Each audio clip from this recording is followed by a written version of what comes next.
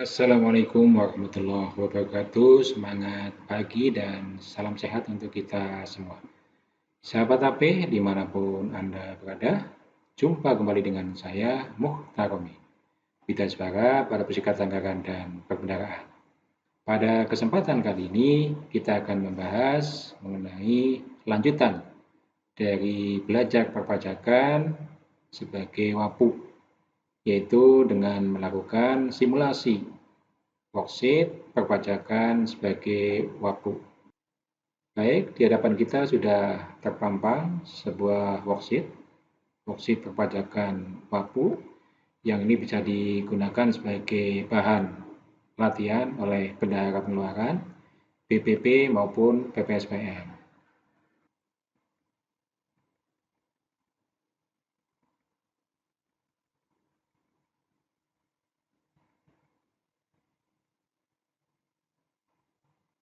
Ini adalah transaksi yang nanti akan kita gunakan sebagai dasar latihan di worksheet. Dari transaksi ini kita bisa mengidentifikasi pertama adalah jenis pajaknya. Setelah itu nanti kita lanjutkan ke tarif dan seterusnya.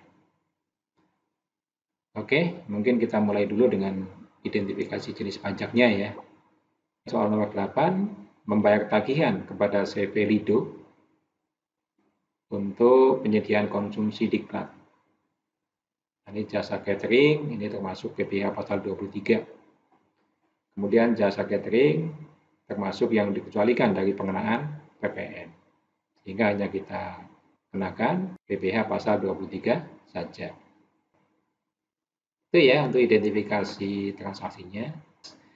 Mudah-mudahan cukup jelas sehingga dapat kita lanjutkan ke form worksheet-nya.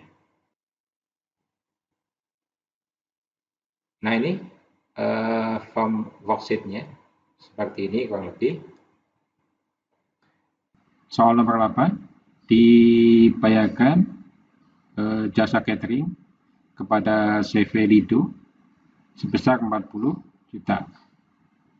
Sebagaimana kita ketahui, jasa catering ini dikenakan PPh pasal 23. Kemudian jasa catering juga tidak dikenakan PPN, sama dengan jasa rumah makan, jasa restoran.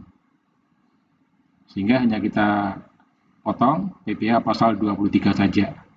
Besarnya adalah 2%.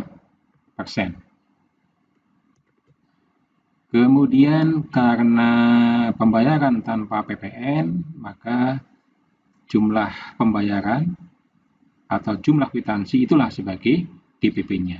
Jadi DPP-nya adalah 40 juta senilai kontrak atau kwitansi. Kemudian besaran pajak yang dipotong adalah berarti 2% ya. 2% kali 40 juta. Atau 800.000.